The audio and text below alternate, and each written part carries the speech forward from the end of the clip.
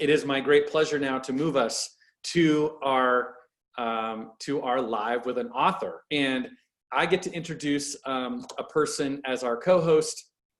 This is a person who mostly sits around and twiddles his thumbs at home, but in between twiddling his thumbs, he is an attorney, a literary agent, an editor, an author. He's also the founder of the Write Workshops, which is a New York-based writers community from which many published books have come, not least of which is Dr. Ferguson and Tatsha Robertson's The Formula.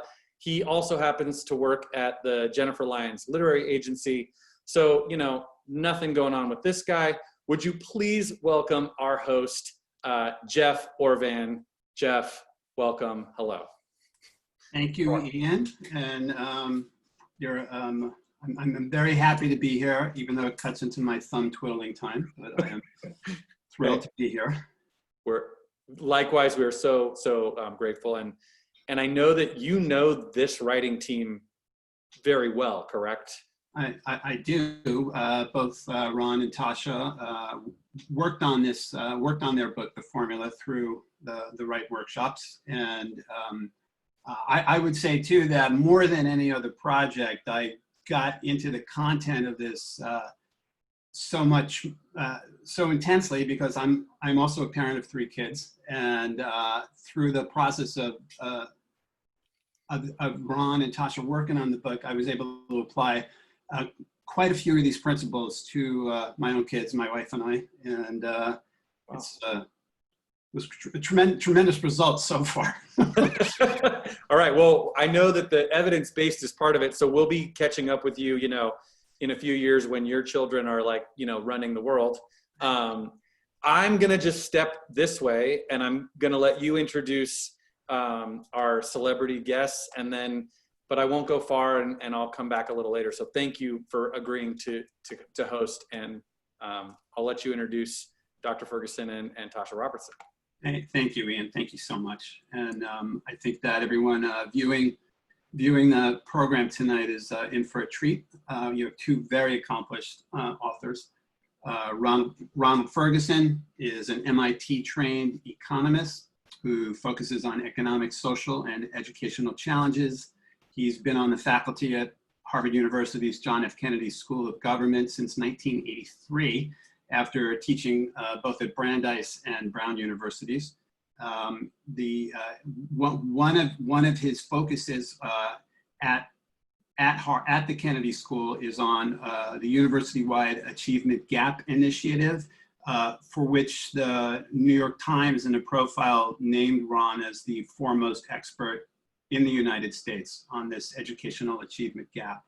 And his current focus is an initiative that grew out of this Achievement Gap Initiative, called Boston Basics, and he's currently in the process of expanding it into a multi-city network.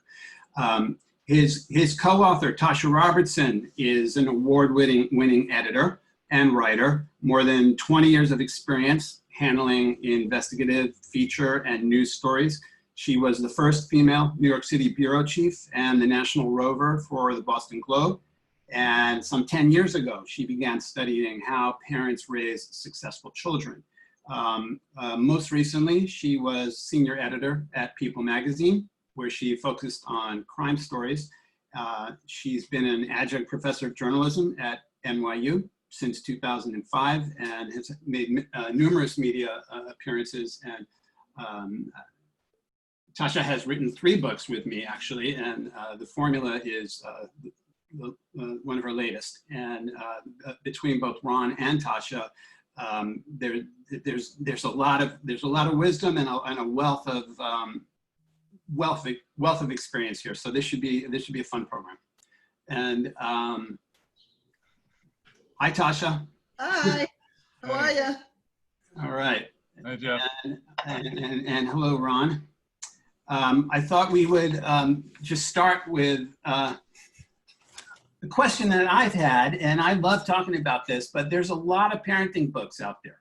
And some of them, like The Tiger Mom, have enjoyed an iconic status. And I think that everyone listening would love to hear from you. What makes The Formula different, and what makes it better than some of the other books that are out there? Tatsha, why don't you go first? Okay, so I read The Tiger Mom, and I read it several times, and our book is very different. Our book, we focus on what works. You know, we focus on, we did focus on successful children, but we broke down how it happened. And we really look into parenting. We tell the backstories of the parent. We really spent hours not only talking to the successful people, but looking at their parents, not only who their parents are, but their own background, what motivated their parents. So our book, there's very few books, I believe, that I haven't read any, Ron might have, but I think that's really the difference. We focus on the parents, we focus on what motivated the parents, and we deconstruct success. Yeah, I think what, to build on that, we were really interested in how super successful people were parented. As William Julius Wilson comments in his comment, or his blurb for our book, he says that a lot of social scientists, when they study parenting, they're studying what goes wrong. And they're studying what parents can do so that their kids don't, you know, drop out of high school or get pregnant too early or end up unemployed.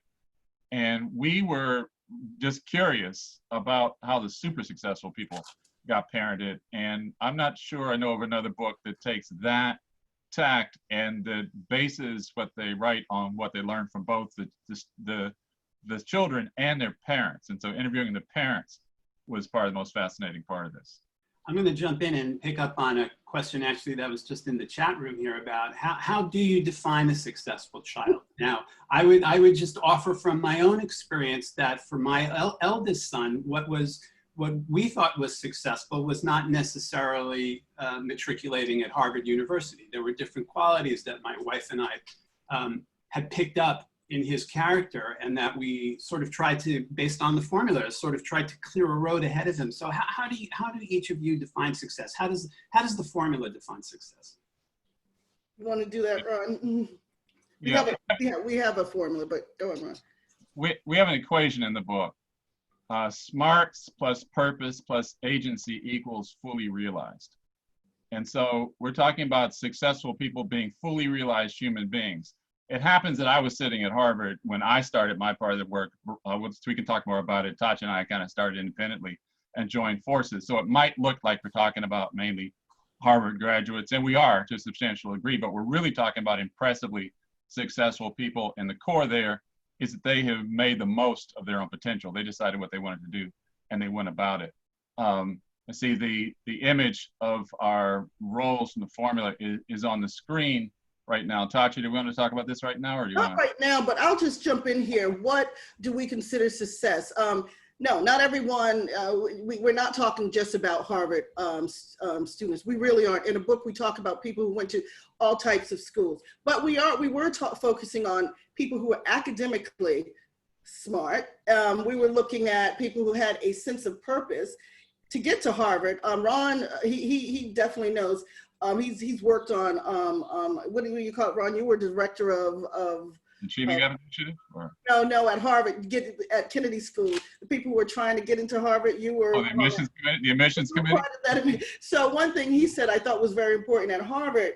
You have these young people who are applying have already made a change. It had to be purposeful. So that helped us when we wanted purposeful people. So that was one of the reasons why we got a lot of Harvard students, but we got people from all over. But also, most importantly, we think success means having a sense of agency, that get up and go. We're now talking to a lot of Asian parents because that piece of it, that's not in their world. You know, a child who has a sense of agency, who has that get up and go, who doesn't have to be told to do things. So those are the three things. Academically smart, that's what we were looking at. We were looking at someone with a sense of purpose and that get up and go. So these master parents, as we call these parents who follow the formula, that's what they brought out of their children. Starting when the children were born, they started working on those three things. They didn't know they were working on those three things, but it was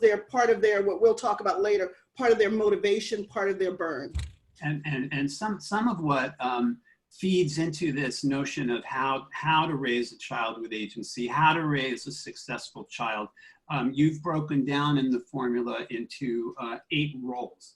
And I know there are different priorities for both the child and the parent at different ages. And it could be, and there are 8 of them, it could be maybe that one of them might be missing. But could you briefly take us through the 8 roles and how these come together in order to produce the sort of child with his or her individual dreams and vision for his or her individual life? How do you apply these 8 roles? Yeah, let me do that right quickly. I do want to emphasize, though, it's really important. We did not go into this project thinking that there were going to be 8 roles or even know what we were going to find. We were both agnostic. We just went, we would start off the conversations and the interviews just saying, for a young person, what's your earliest memory as a learner? And we'd ask their parent, what's your earliest memory of your child as a learner? And then we would just pick the story out of them. We'd pull it out of them. And these 8 roles kept coming up over and over and over again. And that's how we, after a while, we saw the pattern. And that's what the pattern was. So let me just tell you right quick what the 8 roles were. The first role was, we call it the early learning partner. Maybe we can put that exhibit back up again now.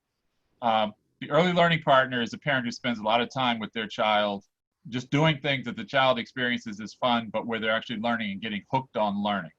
The second role is the flight engineer, the parent who just keeps tabs on what's happening at school. If something goes wrong outside the home, they intervene quickly to get the flight back on course, so to speak. The third role is the fixer, who makes sure that the doors to opportunity are open, that if there's a skill the kid has or an interest and there's something they want to do, the family might be totally impoverished, but one way or another, they're going to get their kid through that door. That's the fixer. The fourth role is the revealer. And the revealer shows kids life's possibilities, life's options, the kind of things you can grow up to be, the kinds of passion projects that you might have. And so often introducing the child to adults who already have that interest or are expert at it. The fifth role is the philosopher, who treats the child as a serious thinker from day one, gives them serious, thoughtful answers to the deep questions that even a really young child might ask.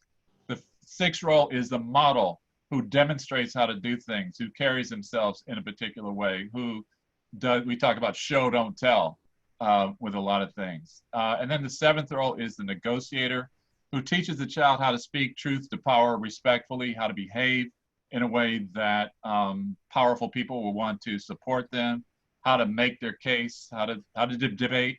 And the eighth role is what we call the GPS navigational voice. And that's the parent's voice in the child's head long after the child has left home, but those lessons coming back from all these earlier roles, helping the child to make important decisions. I don't know, Tatsha, did you want to amend anything I said? I wanted to jump in there. So just to give you a little background, I was working at the Boston Globe many years ago. And as a reporter, we're always calling academics. Ron was one of my favorites whenever I wrote about education. That was not my beat. But I became fascinated by, I kept meeting all these amazing people as I was traveling. I kept meeting all these amazing people, and when they would tell me about their parents, I realized there seemed to be a pattern. And I called Ron many years ago and asked him, could there be a pattern to, could these parents, even though regardless of race, could they be doing the same thing? We weren't sure. And then in 2015, when I left People magazine, that's when I called Ron and I said, I think there really could be a pattern. Are these parents following the same pattern and raising these highly successful people? Every time I meet these successful people, they tell me about their parents, there seems to be a pattern. So in between that time before calling Ron, I had gotten maybe 20 people. And then I called Ron. And Ron, you want to just give a little background on that? Tatsha called me and said, I got this idea for a book, and I want to know if you think it's crazy. She said, I think there might be something systematic about how really super successful people are parented. And so I want to interview a lot of them and write a book about that. Do you think that's crazy? And I said, no, I don't think it's crazy. And I just did a project a couple of years ago where I had a team of Harvard students interview about 120 other Harvard students about how they were raised. And she said, wait, what'd you say? I said, to make a long, I can't believe you're just saying that so calmly. What? Can I come over? Can I talk to you? Right. And we had the transcripts and everything from these interviews. And so we ended up choosing some people that we'd already covered in the Harvard project. I thought when we first started, I thought we were actually going to work from the Harvard material to do this. And Tatshas, oh, no, we got to go interview them again. And so so we took some of the people from Harvard, other people that I met out in the world, that Tatcha had met out in the world, and did deep, extensive interviews with them and their parents. And after a while, we started to see a pattern. First version of the book we wrote was actually about the people. But then our editor said, no, your book's about the people. It needs to be about the role. So we had to rewrite the book a couple times to get to where we are right now. But I think it was worth the effort. But the fascinating thing is race. I mean, everybody asks us that, and how much money the parents make. People don't always like to hear us say this, but what we realized, it didn't matter. It didn't matter how rich a parent was, what race. If these parents followed these roles, and again, they didn't know they were following the roles, but we can tell you some fascinating stories about some of the people in the book who, I mean, one young man was raised in a homeless shelter, and his parent was reading to him when he was 3 years old, using flashcards, reading to him. And he ended up going to Harvard. But she did many things, almost every single role they would go to parades, they would go to museums, they would go to they would do all this in the same kinds of enrichment things that more well-to-do people would do. She was doing sitting on the bed in a homeless shelter. Yes. And we found that these parents who did these roles, especially the early learning partner roles, where they're reading to the kids extremely early, showing numbers, the time these kids hit kindergarten, they were ahead of the game. Right, Ron? They were way ahead of the game. They experienced what we call the early lead effect, because and a lot of them actually remember the moment their kindergarten teacher discovered they could read and how excited the teacher got. And that moment was sort of implanted in memory, and so was so consistent that we put a name on it. Again, I said the early lead effect. Ron, they want us to mention some of the people in the book, and they'll show the pictures. So why don't we start? Why don't you start with some of those? Okay, well, Tatsha was just talking about Jarrell Lee. He was a young man from the time he was 3 to about 6. They were homeless and they were poor even after that. And Jarrell is now, at the age of about 30, a school principal in Chicago. And his life mission is to make space in the world for little poor boys like the one he was, who were always made to think that maybe they were less than, maybe other kids were really smarter than they were. And that's Jarrell. You want to? One of the other people we focused on was Sangu. Sangu was raised in Ghana. Sangu's father was an amazing philosopher.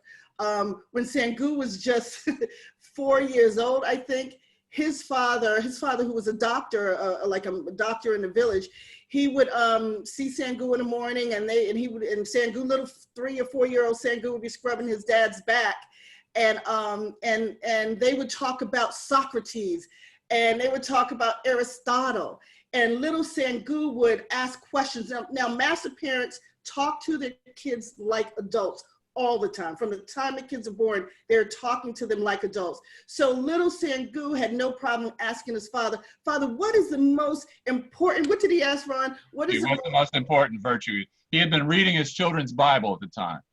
And he was like 4 or 5. He went and asked his father, what's the most important virtue? And so his father, like most of these master parents, took his question very seriously. And so he said, Sangu, I'm going to take 2 days to think about this. 2 days later, he came back and he gave Sangu the answer. He said, I think the most important thing is humility. So that's just an example. I mean, we have so many different people we talk to, but that's just examples of some of the amazing people we focus on. And we asked his father why he said humility. And he said, because if you don't have humility, you get to the point where you think you're successful. You think you've done it. You think you've done enough. And there's also, you don't want a kid to feel a sense of superiority. So did Sangu's father or the master parents of any of these other children, now young adults, that you've profiled in the book, did they have a vision that my son is going to go to Harvard University, or my son is going to be a doctor, or my daughter is going to be an engineer? Was there a specific vision? They had a vision of the type of person they wanted their child to be, the qualities that they wanted their children to have. We call it the holographic ideal. You have a vague, ephemeral image of the kind of person you want your child to have, and you kind of steer them in that direction.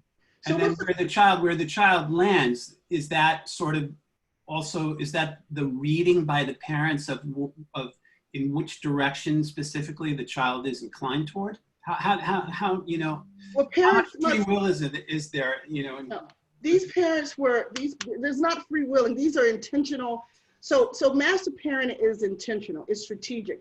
They are not tiger parents. They are not the type of parents who are deciding, I want my child to be a doctor. Absolutely not. They are students of their children.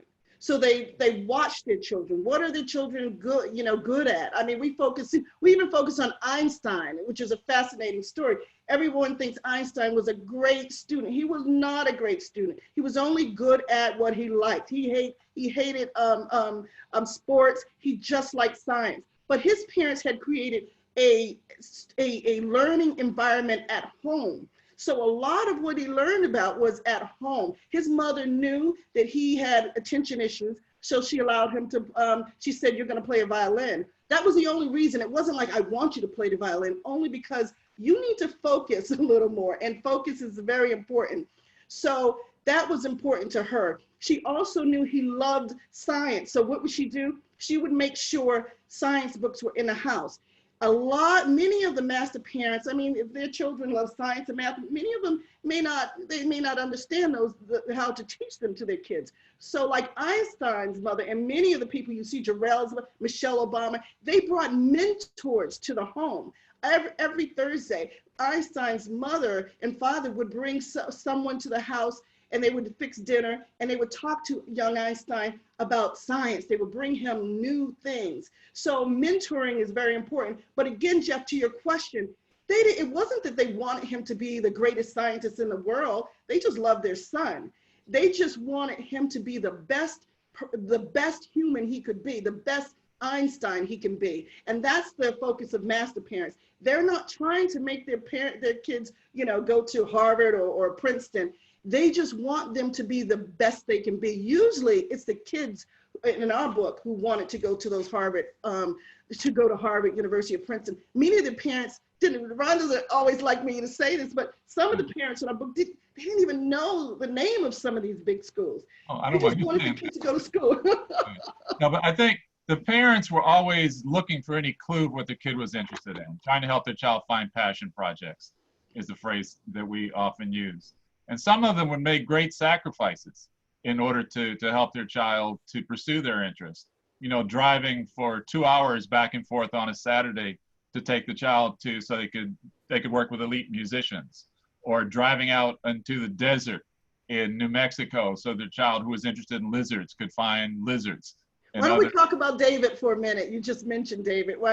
It's a fascinating piece, which David's parents would be the revealer. Could you talk about David? Yeah, David was, he was a terror as a little boy, really hard to control.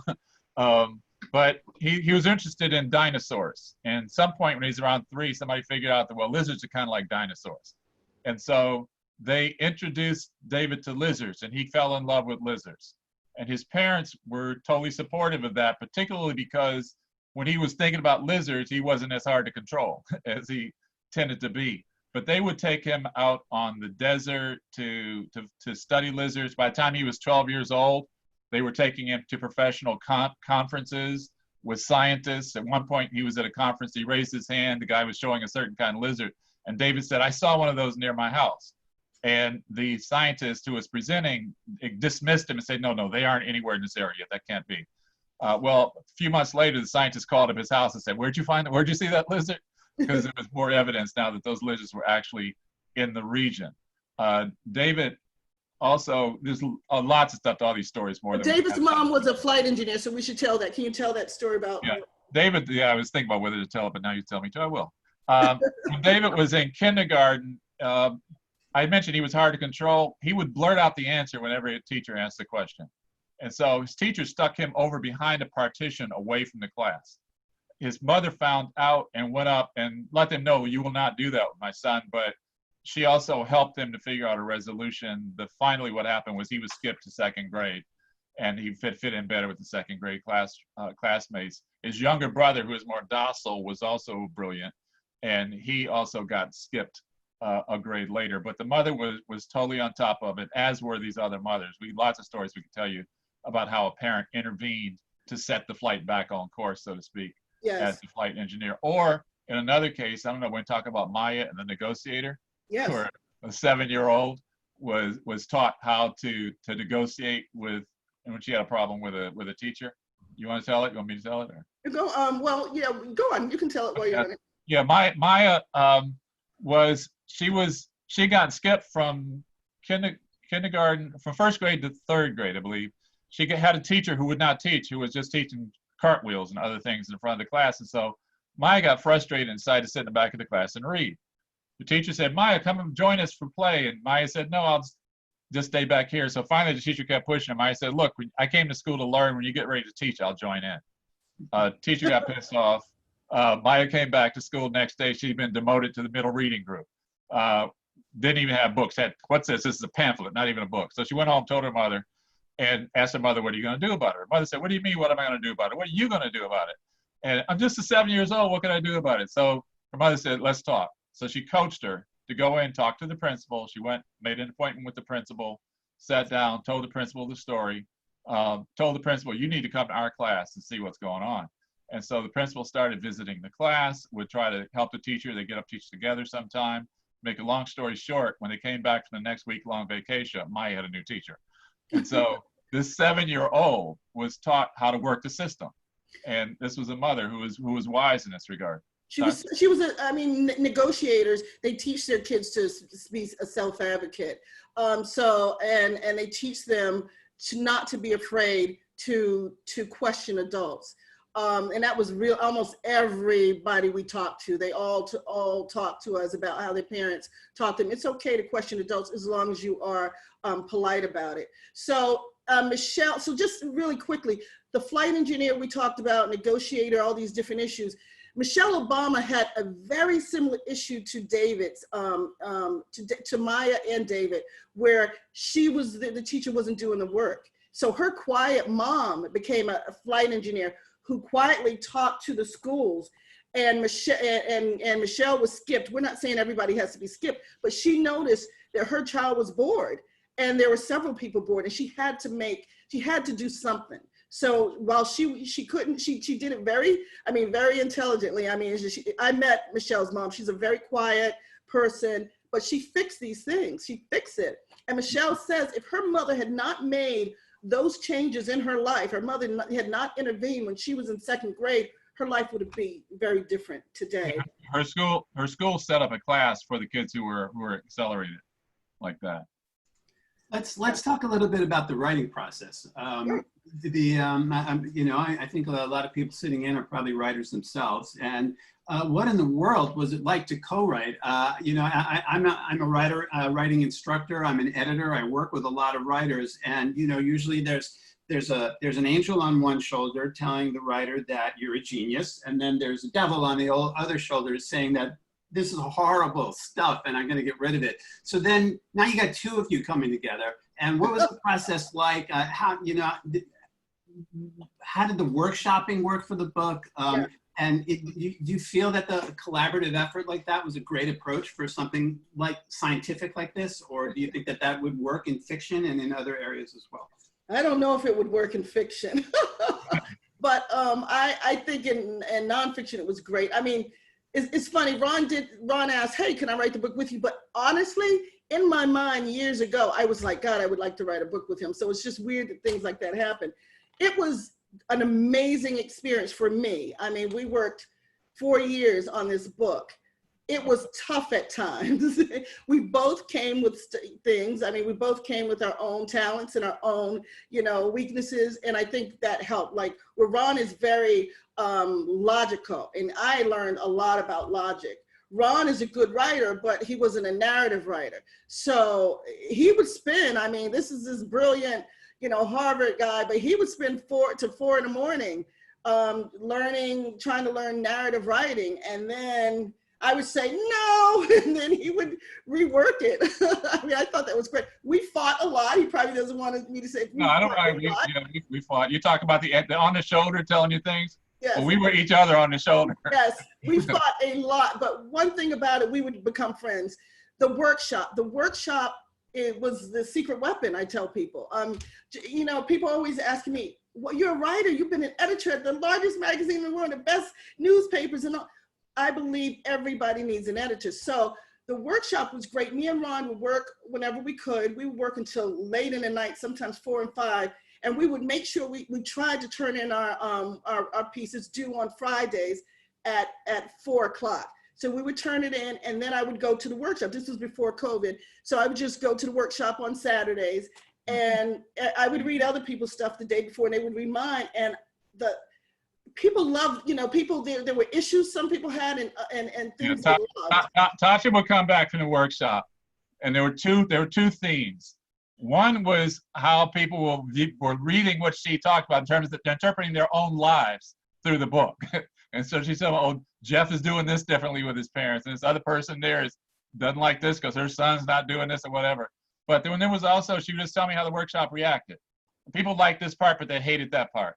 And they say, we have to work this. So she would come back every week with telling me the life stories of the people in the workshop, but also what the advice was for how we should do things. And she's right. I mean, I learned in narrative writing, you weave back and forth in time. I mean, most of what I write is kind of linear, but we would tell a piece of a story and then 5 chapters later, pick it up again under another theme, and just that weaving back and forth and in and out. And the other thing is, I don't know how many times, Ron, that's boring. You can't say that. That's just boring. That's boring. Right? And so, using, and usually if she said that, we could work it so it wouldn't be boring anymore. Ron, we got 5 minutes. Let me mention a couple of things. Ron and Tasha have also written a companion workbook for the formula, and perhaps one of our hosts can put that on the screen so you can find that on Amazon. And this is a practical guide toward starting to learn how to apply the principles in the formula. And I also wanted to. There it is, Raising Smart and a parental self-study guide to raising smart and purposeful children. If you search Amazon under either of their names, it'll pop up. I wanted to also offer this question that just came in as well. Someone's asking if you would discuss the ways that the formula and the principles of the formula and this kind of and master parenting could be protective factors against some of the larger societal inequities that we're, struggling with, and we've always struggled with, and how to help. How does this kind of parenting help move us toward liberation? And I was thinking of the Brie story in your book, and I wonder maybe if you might talk about that a little bit. Ron, why don't you?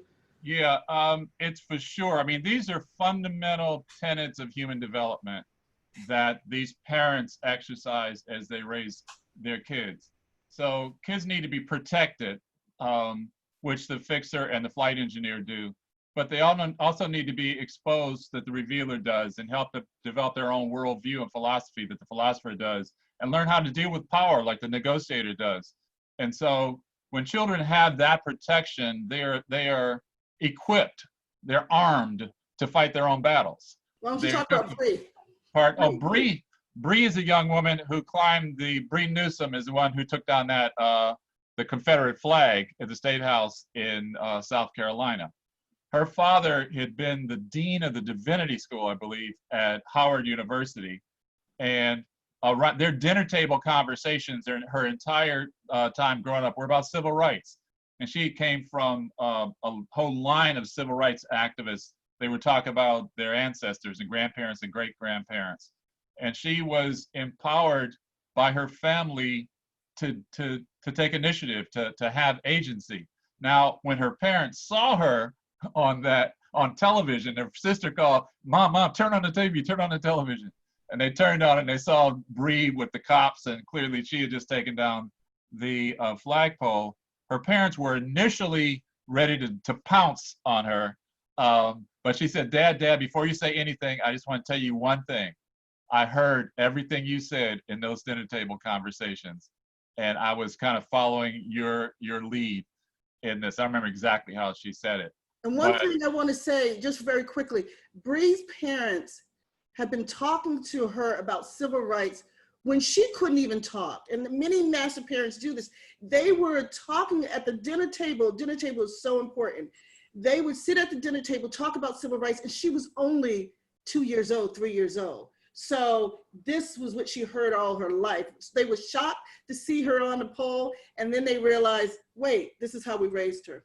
We should also mention Brie is also a musical prodigy. She's Yeah. a director. She is super skilled in all kinds of different ways. She's not only a political activist. She's a very well-rounded, politically aware young lady. Yeah. The ends here. Well, I gotta tell you, it's like I hate turning my camera back on because I'm just sitting here with all of us, just like, I mean, I'm writing notes on my computer down here, and I'm about to click on this. Ian, we didn't do, can I just do it in just 1 minute? We didn't tell you what these people grew up to be. Like there's like some of the, so Sangu became a businessman. He was a young guy who would ask his dad when he was 5 years old, what's the most important, what's the most important, what's it? Virtue. He became a businessman. He's only 30, I think, a businessman. He's made lots of money, but he's also given loads of money back to Africa. So he's taking technology to the African continent. He's bringing water to places that don't have water. He's got 3 Harvard degrees, including business, law degree, and an undergraduate degree before the age of 30. So he's a superstar. So you see a guy to the left, Ron, you want to talk about him just really quick? The farmer? Yeah, this is Ryan Quarles. Ryan Quarles is the youngest statewide elected official in the United States, became the Commissioner of Agriculture in the state of Kentucky at the age of 32. And the lady there's a lady up to the left, her kids, we interviewed her. Her daughter runs YouTube. Her is the CEO of YouTube. Her other daughter created 23andMe, and her other daughter is a great scientist. David, to your far left, we talked about, he was a diplomat at 30. Now he has another amazing job. And I'm not going to say last but not least, but there's a little boy in the middle. I love him. He's our favorite story, Rob Humble. His dad was a school teacher, and he wanted his son to be a problem solver. So he played with Legos with Rob when he was 3 or 4 years old. And he would ask Rob, let's see if you can, he would just challenge him. Rob became a problem solver. He's an engineer. He was an engineer, and now he's a strategic financial person. And Chuck Badger. Yeah, Chuck Badger grew up in public housing in Nashville, Tennessee, little black boy. Ended up the head of the coalitions director of Jeb Bush's presidential campaign in 2016. So these are all people, some poor, some were not so poor, but they all had these parents who cultivated this initiative, this sense of purpose, and these kids are out changing the world today. And that's what our book is about, is how these folks were parented. The workbook is a self-study so that parents can ask themselves, how would I do that? How would I go about that? What do I know about my child that is relevant to thinking this through? So it's a nice compliment to the book. So you can tell we're kind of excited about it. Yeah. Well, I'm kind of excited about it because, I have 2 children who are under the age of 3, so I feel like there's still time to really use some of this incredible material that you've so generously offered us. I wonder if I could just ask you one further kind of question. And as you've been talking, and Jeff, as you mentioned, it's really unique to see the 2 of you, collaborating in this way to sort of author something together. And I'm struck that it sounds like you're describing that's sort of the process that these master parents engage with their children in, that it's a collaborative, it's this unique collaborative approach.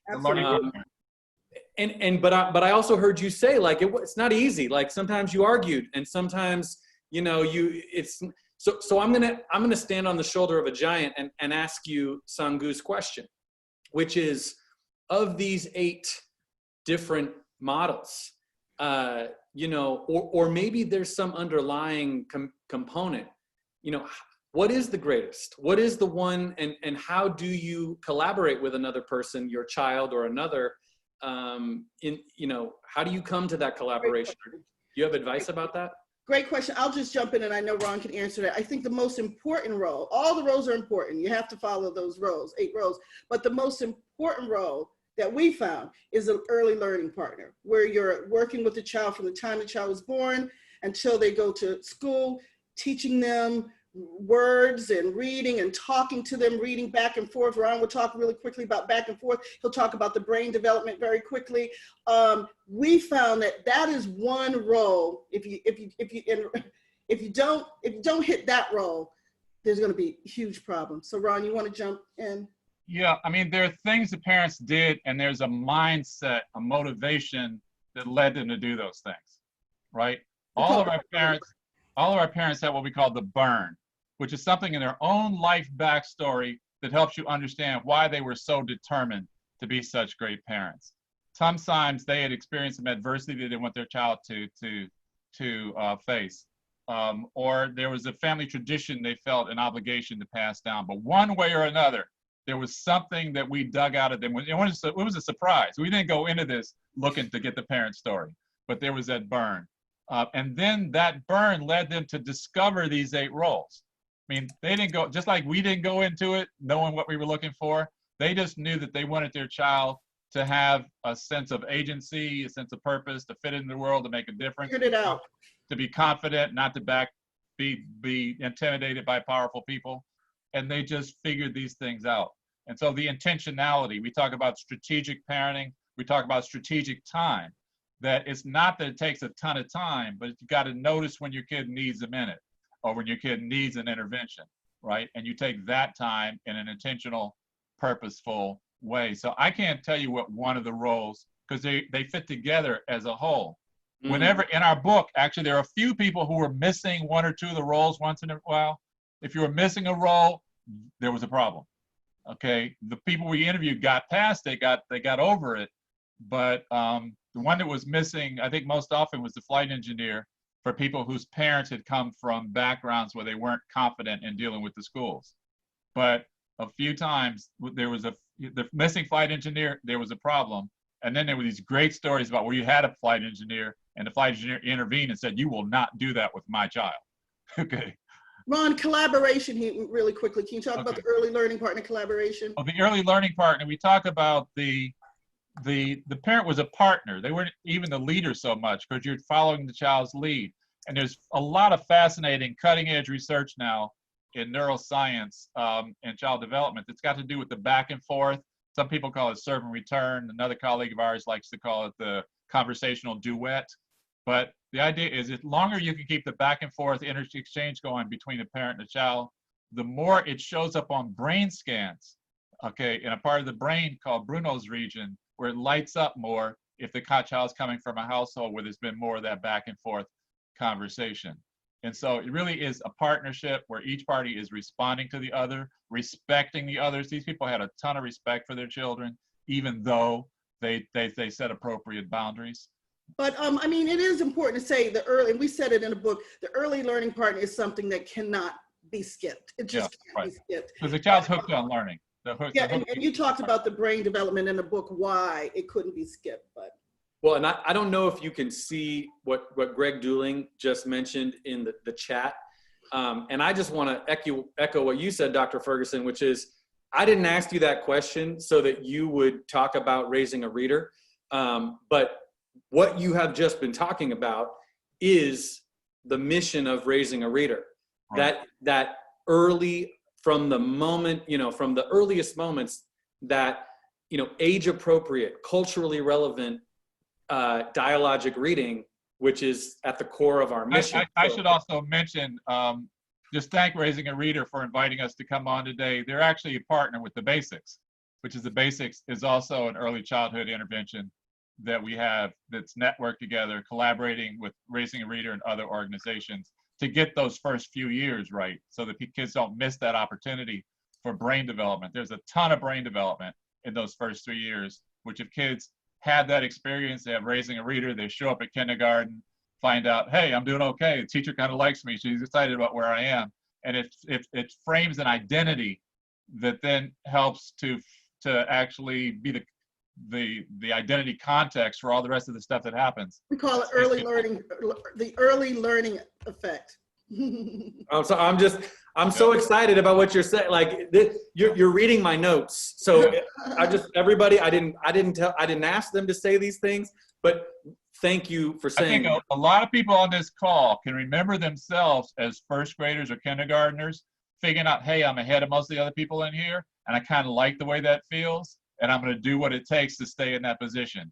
I bet you a lot of people on this call can remember that in their own life story. But the parents also recognize it, and more importantly, the parent and the child collaborates to continue that advancement. But one quick thing, I know someone's asking, well, what if you miss? We kind of touched on that. Many people they don't realize it. They've already done these roles. You know, you really haven't missed it. You were a negotiator, you were early learning partner. So I wouldn't worry about that so much. Just be intentional. I think that's the most important thing. These parents were intentional. They were not tiger parents. Like Jeff's an intentional parent. I think that's the most important thing. And our workbook is set up for intentional parents. It's like a 6-week self-study. How to be intentional. That is a tool for being intentional. Exactly. Okay, I have to intentionally introduce Christine Ward because I'm about to lose my job.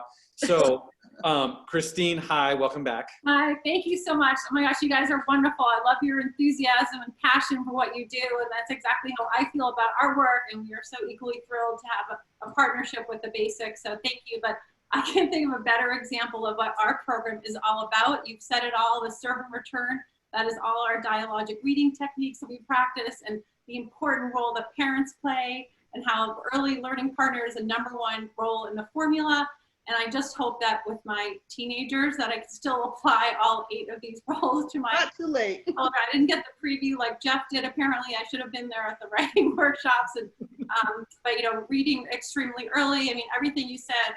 All of this about cultivating interest and imagination and learning. I mean, that's what we do with our books. Where we have these culturally relevant and diverse books, or kids in the city can learn about the starfish in the ocean, just have exposure to all of this, and then cultivating whatever that passion is. So I can't thank you enough. I appreciate everything you said, and you said it the best. So thank you so much. Wait, before we all go, the one other thing I just have to say is that we have one remaining Live with an Author live stream coming up next week. It will be our final Live with an Author, and Natalie Kogan is going to be with us. Happier Now is her book. So please, next Tuesday on the 7th of July, 7/7, come and be with us for Live with an Author. Also, of course, we want to just plug our Dinner with an Author, which is going to be on October 15th. And we're going to have a lot of amazing authors with us, and really an opportunity to gather and be inspired even more as we have been today. And I just want to say personally, you are, I feel inspired. I don't feel like you're saying you're not doing it as a parent. I feel like you're saying, hey, here are tools. So thank you for that. I appreciate that. Thank you. Thank you all so much for coming. Thank you, Jeff, for being such an amazing interviewer. We're so grateful. Thank you. Goodbye, everyone, and we'll see you next week. All right. Bye, Dr. Ferguson.